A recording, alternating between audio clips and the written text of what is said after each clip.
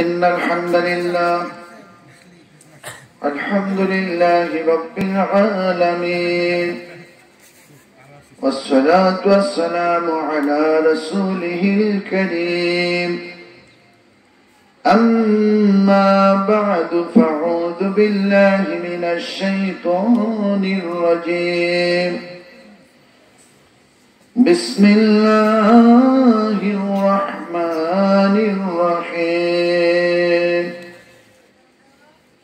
إن الله وملائكته يصلون على النبي يا أيها الذين آمنوا صلوا عليه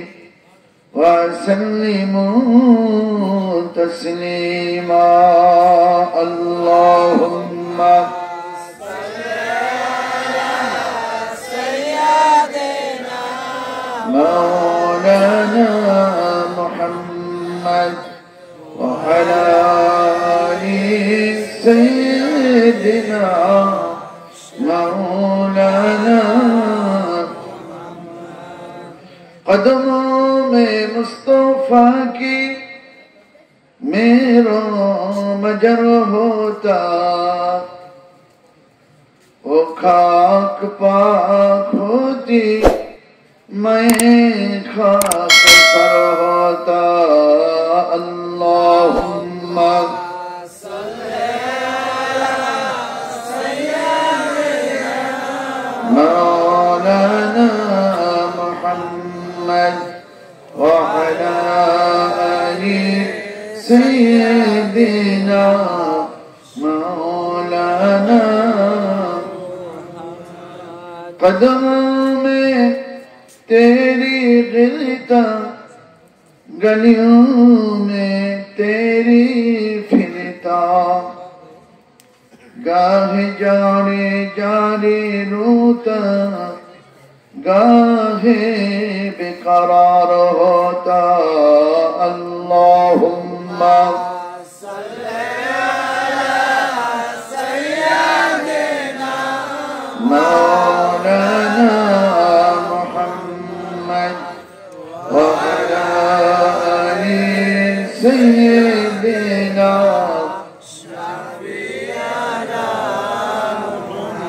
मुहम्मद वो कब्र में भी मुस्तफा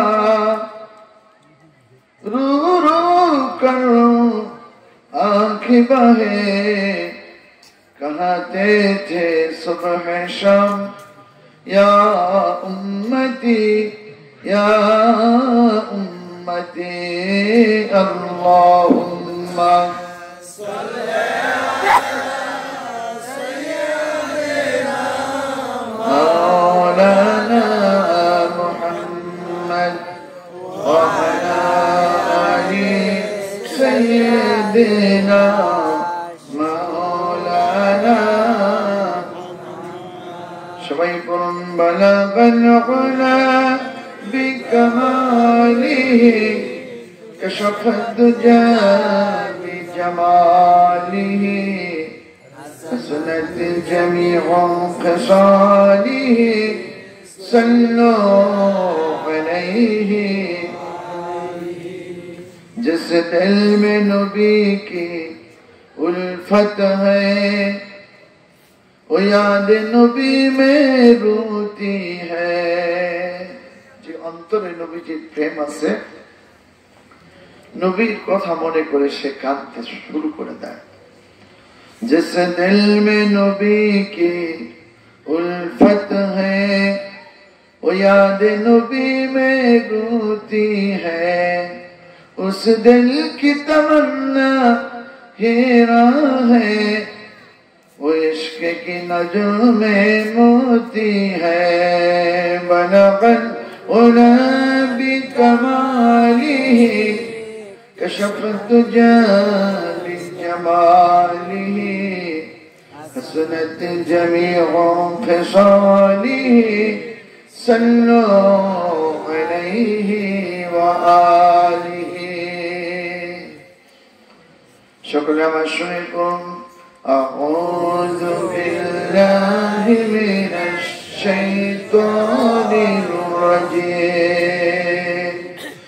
بسم الله الرحمن الرحيم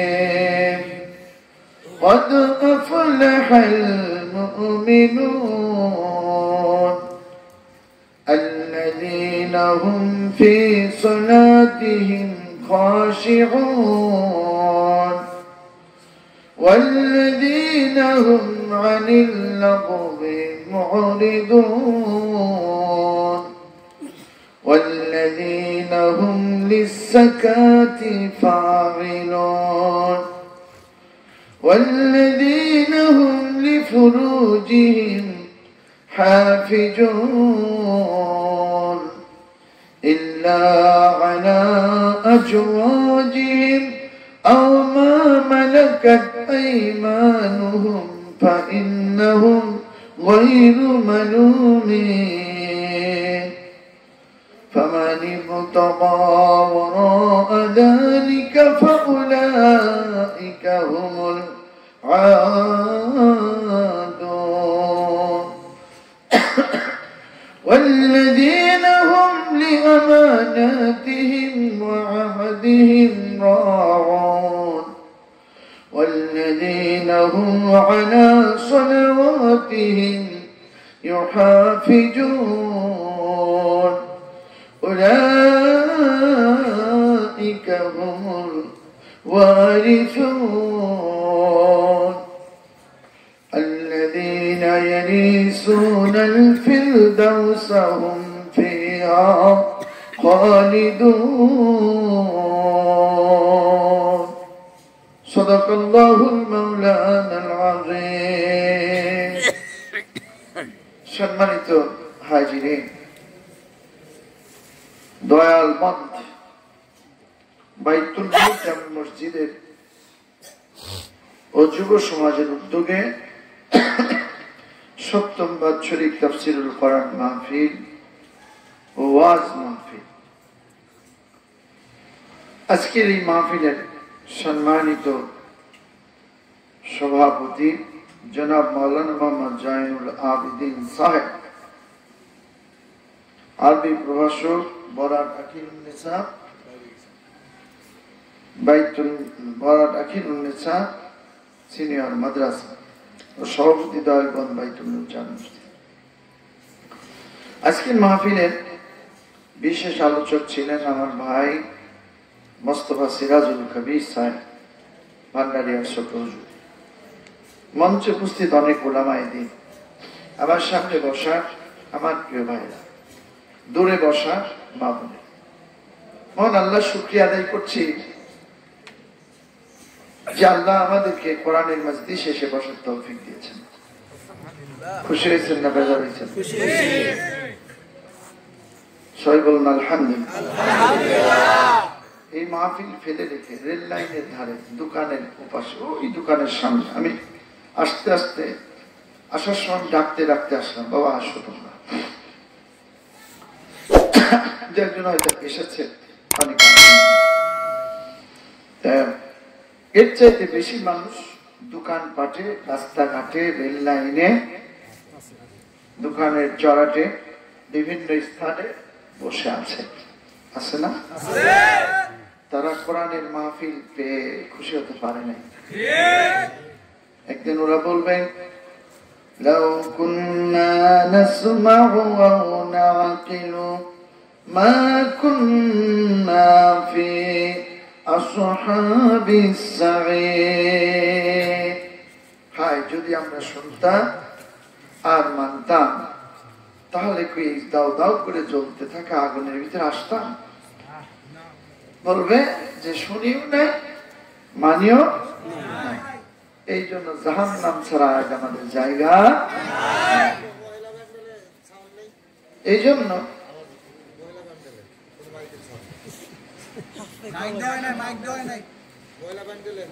আপনি মহিলা প্যান্ডেল পেলে তো ছিলেন না তোমার শোনা যাচ্ছে আমি রাস্তা দিয়ে শুনলাম একটু মনোযোগ করে শুনবো ইনশাআল্লাহ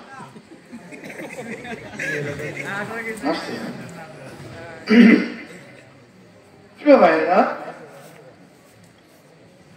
একদিন মানুষ আফসোস করবে, তখন ওরা নবীজির কাছে যাবে, ইয়া রাসূলুল্লাহ আপনি সুপারিশ করেন।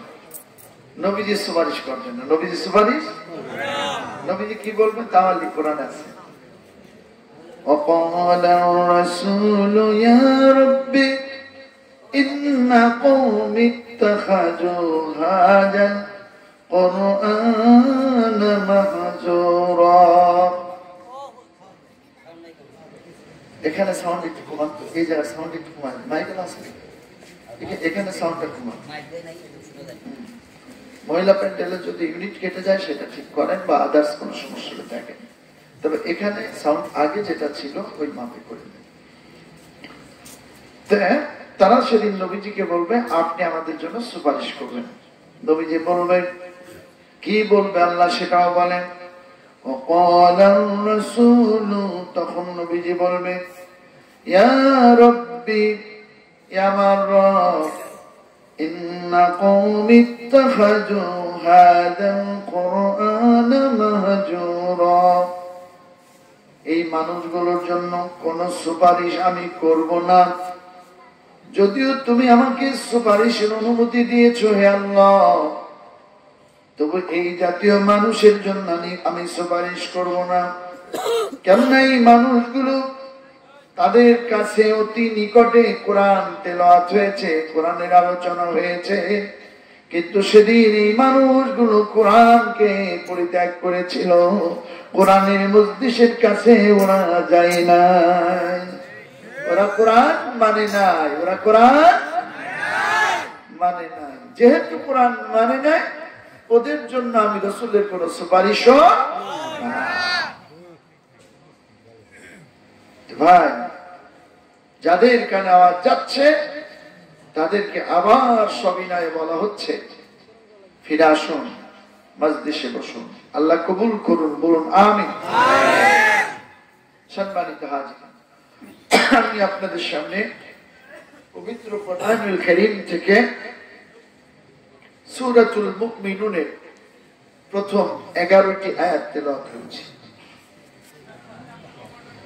এই কোরআন আল্লাহ তাআলা আমাদের জন্য বিশেষ নিয়ামত হিসেবে দান করেছেন। আসমানের নিচে, জমিনের উপরে আল্লাহর সবচাইতে অলৌকিক, নবীজির জন্য বড় মুজিজা, আর মানব জাতির জন্য সবচাইতে বড় নিয়ামত হলো কোরআন। সবচাইতে বড় নিয়ামত কি? বিশ্ব নবীর সবচাইতে বড় মুজিজা কি? মুজিজা মানে অলৌকিক ব্যাপার, আশ্চর্য ব্যাপার। কোরআন আশ্চর্য হলো কি করে বলো তো দেখি? কোরআন আশ্চর্য হলো, এই পৃথিবীর বুকে কতটা ধর্ম আছে তাকে কে বলতে পারবে? তোমরা গুগলে সার্চ দাও, দেখে নাও, পৃথিবীর বুকে 43,000 ধর্মের অস্তিত্ব আছে। 43,000। কত হাজার?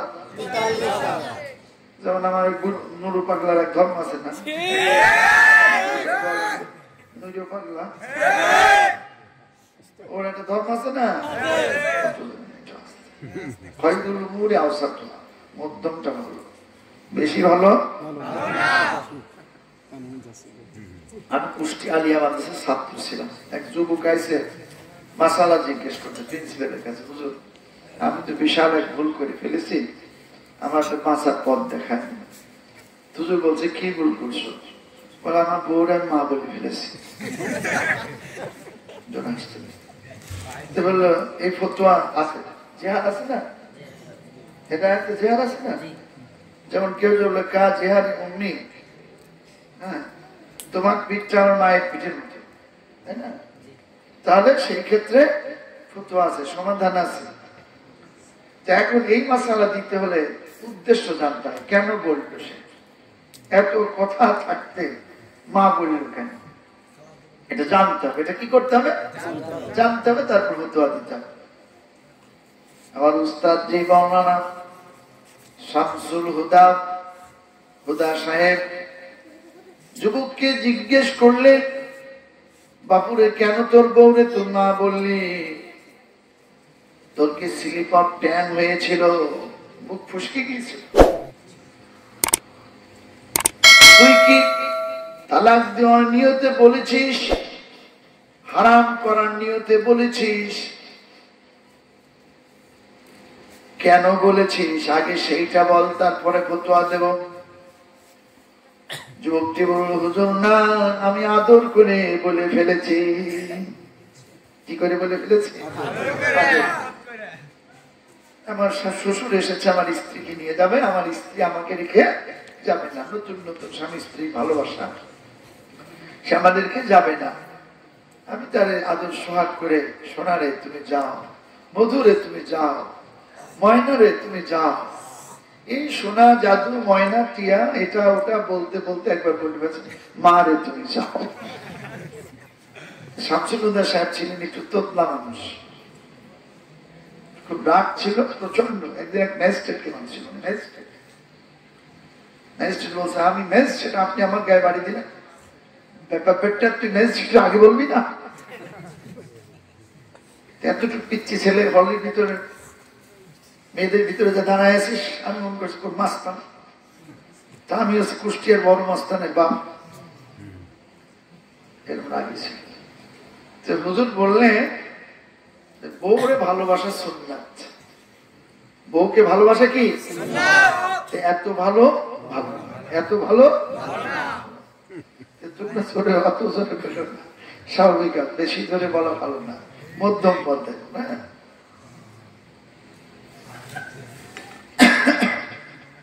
পৃথিবীর বুকে 43,000 ধর্ম আছে। কত হাজার? প্রত্যেক ধর্মেরই কোনো না কোনো কিতাবাদি, ছোট কিতাব হোক বড় কিতাব হোক আছে। কিন্তু পৃথিবীর বুকে 4টি কিতাব, আসমানি কিতাবের ভিতরে 4টি কিতাব হচ্ছে বড় কিতাব, তাই না? তাওরাত, জাবুর, ইনজিল, কোরআন। আর এই 4টি আসমানি কিতাবের বাইরে আবার মানব রচিত কিছু কিতাব আছে, যেমন হিন্দুদের যে কিতাবটা, তার নাম কি?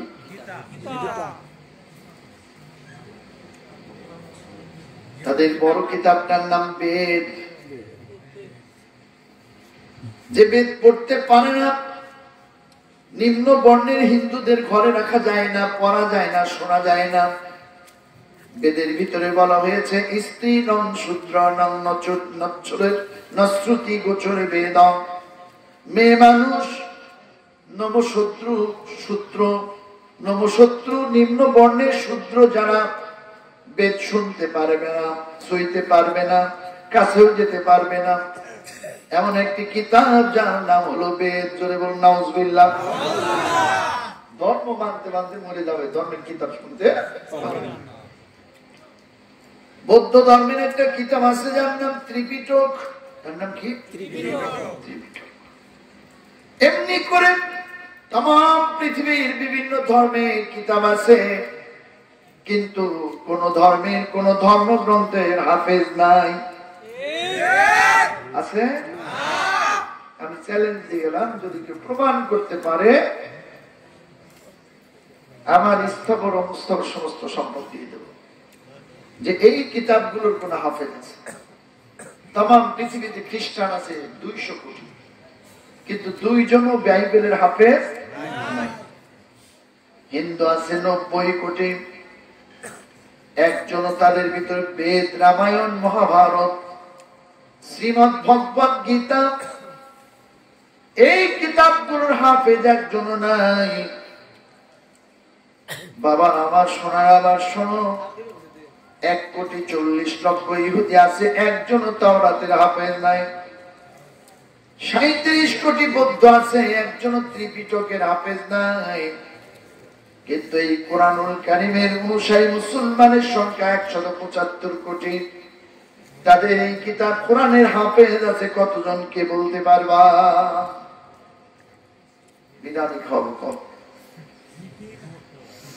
কোরআনের হাফেজ পৃথিবীতে কতজন আছে? গুগলে খালি আবুল তাবুলে ঢুকো না, ভালো জিনিস, এই সমস্ত কোশ্চিন তো ভিতরে আসে না। এটা জানতে আমার অনেকগুলো ওয়েবসাইটে ঢুকতে হয়েছে। আমি পরে একটা রেজাল্ট পেয়েছি, পৃথিবীতে 5 কোটিরও ঊর্ধ্বে কোরআনের হাফেজ রয়েছে। তাতে আমি গড় করে দেখলাম 37 জন মুসলমানের ভিতরে নারী পুরুষ শিশু গেদা গুদা দিয়ে গড়ে 37 জনের একজন হচ্ছে কোরআনের হাফেজ। ধরে বলুন সুবহানাল্লাহ। শরীয়তপুরের ডামুড্ডার একটা মাহফিলে গত বছর একটা ছেলে পাগড়ি পরালাম, মুসলমানি নেওয়ার আগে 30 পারা কোরআনের হাফেজ হয়ে গেছে। সিলেটের একটি মাহফিলে গত বছর এক মাহফিলে 24 জনের মাথায় পাগড়ি পরালাম। তার ভিতর ছোট্ট ছোট্ট আছে, ভালো করে কথা বলতে শিখে নাই, মুসলমানি নেই নাই,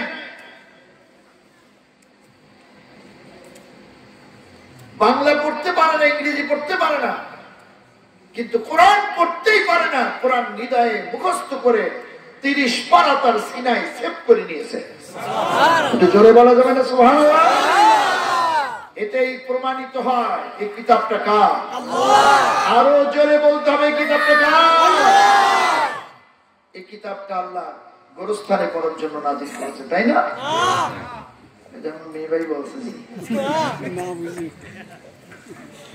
এটা কি আল্লাহ মৃত মানুষের পাশে পড়ার জন্য নাযিল করেছে? আল্লাহ রাব্বুল আলামিন বলেন তিবয়ানান লিকুল্লি শাই, এই কোরআন আমি নাযিল করেছি।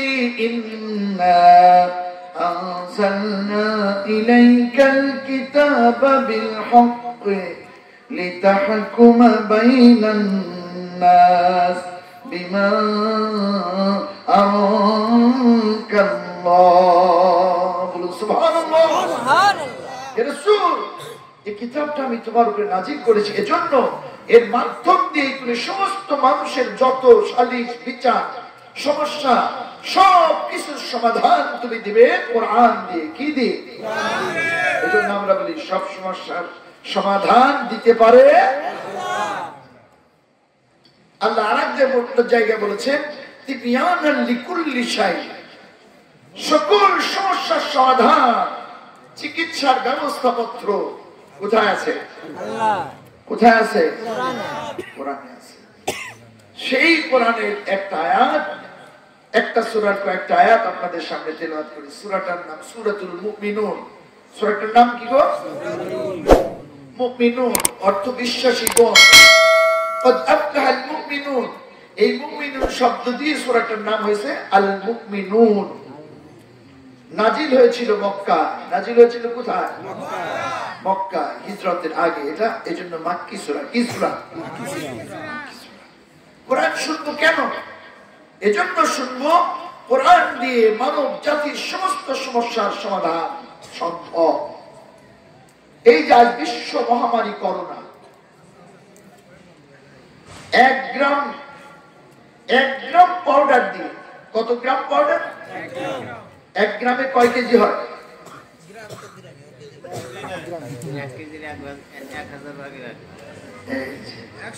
1 কেজির 1000 ভাগের 1 ভাগের নাম হলো। বিজ্ঞানীরা এটা অনুমান করেছে পৃথিবীতে এই যে প্রায় 23 লক্ষ মানুষ মারা গেছে, 11 কোটির বেশি আক্রান্ত হয়েছে, ভ্যাকসিনও চলতেছে, মরার মিছিলও চলতেছে, তাই না?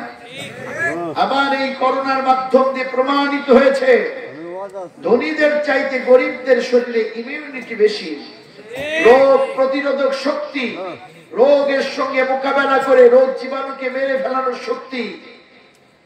গোশ খায় না, দামি মাছ খায় না, ভিআইপি খাবার খায় না, কচুর শাক ভর্তা দিয়ে, মরিচ পেঁয়াজ ভর্তা দিয়ে খাবার খায়, এইরকম কোন রকম ডাল ভাত খায়, কচু ঘন্ট খায়, ধুলা বালির ভিতরে মানুষ হয়, মশারি নাই, এসি নাই, খাট নাই, পালং নাই, ওই দরিদ্র মানুষদের সন্তানের শরীরে, আমার ওই গরিব ভ্যান চালক ভাইয়ের শরীরে আল্লাহ তাআলা কুদরতি ভাবে এমন শক্তি দিয়ে দিয়েছেন যে করোনা ভাইরাসের কণা টিপে ওই শরীরের ভিতর থেকে ভাইরাসকে শেষ করে দিতে পারবে। জোরে বলেন সুবহানাল্লাহ। এটা আমার মতো মোল্লা মৌলবীর কথা না, এটা বিশ্ব স্বাস্থ্য সংস্থা WHO স্বীকার করেছে। World health organisation, world health organisation, Bangla কি বিশ্ব স্বাস্থ্য সংস্থা, এটা বলেছে ধনীদের চাইতে গরিবদের শরীরে ইমিউনিটি। আমার দেশের এক ভিআইপি বলেছিল, আমাদের মাননীয় প্রধানমন্ত্রীর নাম নিয়ে বলেছিল, সে যখন প্রধানমন্ত্রী আছে তখন আর আমাদের কোনো ভয় নেই, ওটা মরছে, যে কথা কইছে সেটা মরছে। প্রধানমন্ত্রী কিন্তু বলে নাই তুই এই কথা বল। ওই যে কিছু কিছু চাটুকার আছে না, কিছু কিছু চাটুকার আছে, কি আছে চাটুকার, এই চামচা হাতার চাইতে ছোট যেটা, ওটার কি কয় চামচ। এই চামচাগিরি একটা সীমানা থাকা উচিত। এমন চামচাগিরি করছে আল্লাহ বেজার হয়ে দেশে ওইটারে আগে শেষ করে। নামটা আমি বলবো না, সময় বেশি ভালো না। হ্যাঁ আমার বন্ধুরা, আমার প্রমাণিত হয়েছে তাম পৃথিবীর মুখে।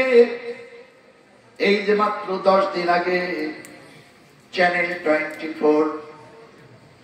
24 সারা বাংলার একটা নিউজ 24, এই চ্যানেলে একটা জিনিস দেখানো হয়েছে, তাম পৃথিবীর মুখে প্রমাণিত হয়েছে গোটা বিশ্বের ভিতরে মদিনা হলো সবচাইতে স্বাস্থ্যকর নগরী। পৃথিবীতে যত নগরী আছে, শহর আছে, মদিনার আবহাওয়া, মদিনার পরিবেশ, মদিনার আবাসন, সব দিক দিয়ে বিশ্বের মধ্যে মদিনা হলো স্বাস্থ্য উপযোগী স্বাস্থ্যকর নগরী, সবচাইতে পৃথিবীর সুন্দর নগরী। টেলিভিশনের শিরোনাম আমি নিজে দেখলাম আর মনে মনে বললাম, বুঝদিরে ফেলি ঠিকই বুঝলি দিন গেলি। 1500 বছর আগে আমার প্রিয় নবী বলেছে, তোমাদের কোন কেউ যদি মদিনায় ঢুকতে তার গায়ে যদি ধুলাবালি লাগে, মদিনার ধুলাবালি যেন সে ঝেড়ে না ফেলে। আমার রাসূল সাল্লাল্লাহু আলাইহি ওয়াসাল্লাম বলেন, মদিনার ধুলাবালি গুলো তোমরা গায়ে রেখে নাও, কেন মদিনার ধুলার ভিতরে শিফা আছে। হ্যাঁ, মদিনার ধুলার ভিতরে অ্যান্টিবায়োটিক মেডিসিন আল্লাহ মিশিয়ে দিয়েছে। বিজ্ঞানও সেই কথা স্বীকার করতে বাধ্য। এই কথা যারা বলছে তারা মুসলমান না, তারা খ্রিস্টান, ইহুদি এবং মুসলিম। ভাইরা, এই কোরআন এই যে বললে 1 গ্রাম পাউডার দিয়ে গোটা পৃথিবী অচল করে দিয়েছে, কথা ঠিক কিনা? মরুভূমি ভাড়া নিয়ে প্লেন বলে রেখে দেওয়া হয়েছে। হোটেলে খেলাম আজকে ঢাকার বুকে, মাদ্রাসা এডুকেশন বোর্ডের ক্যান্টিনের ম্যানেজার বলতেছে, হুজুর হোটেল চালাতে পারতেছে না, বুড়া বুড়া প্রিন্সিপাল সুপাররা সহজে আসে না, মানুষের আনাগোনা কমে গেছে, খরিদ্দার কম, দাম বেশি, প্রত্যেকটা জিনিসের দাম বেড়ে গেছে, চাউলের দাম, তেলের দাম, সব কিছুর দাম বেশি। হুজুর বেচা কিনা কম, হোটেল চালাতে পারছি না, কি করে চলবো দিশা পাই না। সব জায়গায় ব্যবসা বাণিজ্য গুলো, গার্মেন্টস গুলো অনেক বন্ধ, অনেক মানুষ বেকার হয়ে গেছে। তাম পৃথিবী এক মহামারীর মধ্যে রয়েছে 1 গ্রাম পাউডার দিয়ে। এই পাউডারের যে ক্ষমতা আছে, এ কথা কোরআনে বলসুরা আছে, বলো তো কে বলতে পারে? অদৃশ্য এই বাহিনী, এর যে বিশাল শক্তি, এ কথা আল্লাহ বলেছেন, একটা সূরায় 2 বার বলেছেন। وَأَنزَلَ جُنُودًا لَّمْ تَرَوْهَا, আমার আল্লাহ বলেন এমন এক বাহিনী সে আল্লাহ আমি পাঠালাম যা তোমরা দেখতেই পারলে না। সূরাতুত তাওবা, কোন সূরা? وَأَنزَلَ جُنُودًا لَّمْ تَرَوْهَا, তিনি এমন এক বাহিনী পাঠালেন পৃথিবীর মানুষ তারা দেখতে পারলে না। সায়েন্সের ছাত্রকে আছে কিনা? সাধারণ মাইক্রোস্কোপ দিয়ে একটি জিনিসকে 2000 গুণ বড় করে দেখা যায়। সোনারানে একটা ইলেকট্রন মাইক্রোস্কোপ দিয়ে পৃথিবীর একটা অণুকে, পরমাণুকে 1 লক্ষ গুণ বড় করে দেখা যায়। এই করোনা ভাইরাস এত ছোট, এত সূক্ষ্ম, খালি চোখে দেখা যায় না। সাধারণ